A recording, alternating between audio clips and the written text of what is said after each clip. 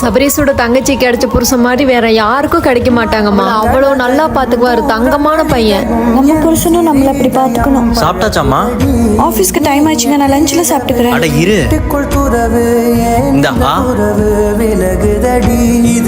இந்தாம்மா உனக்கு பிடிச்ச ரெட் கலர் சாரி. டேய் எனக்கும் ரெட் கலர் சாரி வேணும்டா. உங்களுக்கு ஆல்ரெடி ரெட் கலர்ல நிறைய சாரி இருக்கு, உங்களுக்கு வேற கலர் எடுத்துட்டு வரேன். என் பையன் நான் சொல்றது கேட்க மாட்டானா? எல்லாம் அவ்வளவுதான். அத்தை இந்த சாரி நீங்களே வச்சுக்கோ. என்னடி எனக்கு பிச்சை போடுறியா? என் பையனை கல்யாணத்துக்கு அப்புறம் மைக்கிட்டியில நீ எப்படி நல்லா இருப்பேன்னு நானும் பாத்துறேன். அத்தை நிறுத்துங்க. அது எப்படிங்க அத்தை? உங்க பொண்ணை கட்டின மருமக அவளை நல்லா பாத்துக்கிட்டா நல்ல மருமக தங்கமான பையன். அதுவே உங்க பையன் அவ பொண்டாட்டி நல்லா பாத்துக்கிட்டா அவ பொண்டாட்டி அவனை மயக்கிட்டான்னு சொல்றீங்க. பெத்த பொண்ணையும் வீட்டுக்கு வந்த பொண்ணையும் ஒரே மாதிரி பாருங்க அத்தை.